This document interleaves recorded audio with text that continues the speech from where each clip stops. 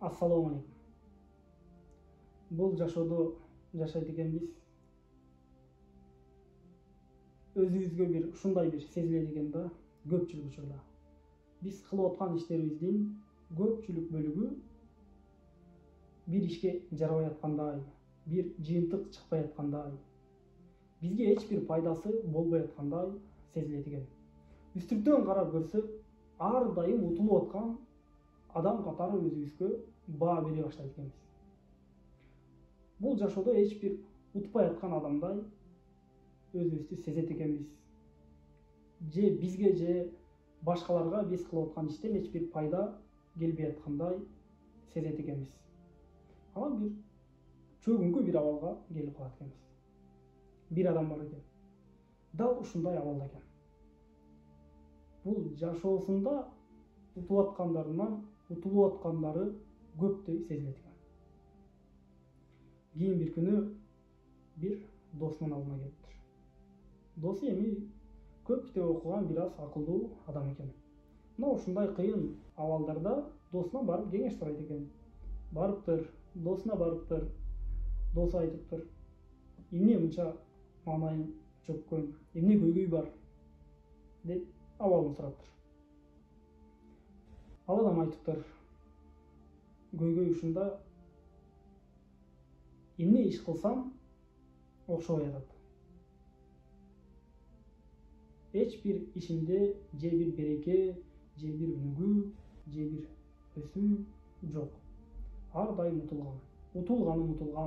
Утулган деп нагылыптыр." Досу айтыптыр: "Ушулбу? Бар жок ушулбу?" Ушул. Эми бул сенин сурооңа жооп бир журналды айтыптыр, спорт журналын.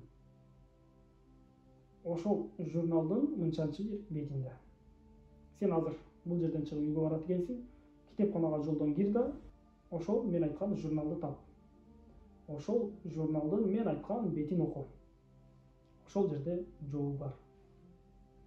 Адам кызыгыптыр, барыптыр, журналды табыптыр, айтылган бетти ачып караса, ал жерде америкалык бейсбол оюну барбы, футбол.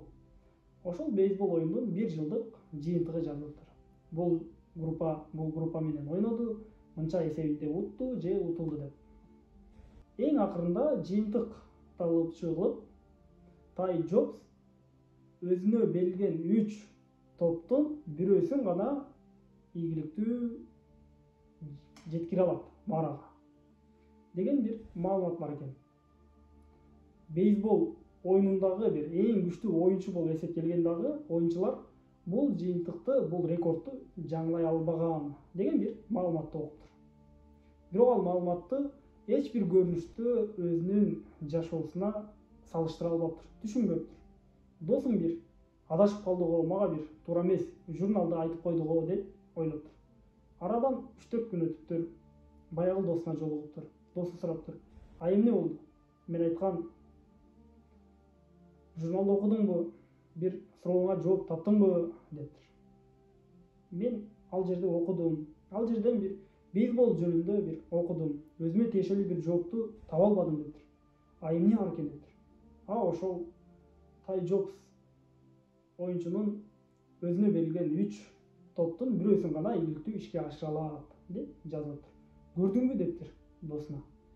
"Дүйнөнүн эң күчтүү бейсбол оюнчусу өзүнө берилген 3 топтун бирөөсүн гана маарага ийгиликтүү жеткире алат. Сага берилип аткан жашоодогу берилип аткан мүмкүнчүлүктөрдүн үчөөсүнүн бирөөсүн гана колго кирите алсаң, баштаган 3 ишиңдин бирөөсүн гана жакшы ийгиликтүү бүтүрүп атсаң, мээрим көрсөтүп аткан 3 адамыңдан бирөөсүнөн гана сага бир мээрим кайтып калса, ушул ишти кылсам жакшы болот эле деп 3 санаган ишиңдин бирөөсүн гана кыла алсаң, ушул иштен жаман иштен кайтсам деп бир 3 жамандык ишти санап, ошонун бирөөсүнөн гана кайта алсаң, калгандарынан кийин кайтасың. Бирөөсүнө жетсең, калгандарына да жетесиң. Көрүп атпайсыңбы? Дүйнөнүн эң күчтүү оюнчусу өзүнө берилген 3 топтон бирөөсүн гана ийгиликтүү ишке ашырып атат. Экөөсүн ийгиликтүү кыла албай атат. Биз дагы ушундайбыз. Бул оюнда. Бул жашоо оюну. Ошон үчүн биздин кылган иштерибиз убактысында жыйынтык бербей аткан болсо, жакшы жыйынтыкты албай аткан болсо, өзүбүзгө бир жаман сезип, кыйкырып же болбосо бир капаланып кереги жок. Болгону токтобостон уланта бериш керек. Утулуу сен токтогон күндөн башталат. Утулуштун биринчи күнүдүр сен токтогон күн деген экен.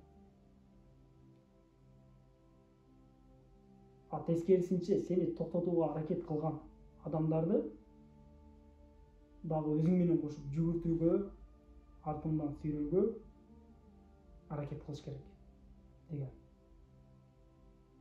Мына ушундай дагы болушубуз керек.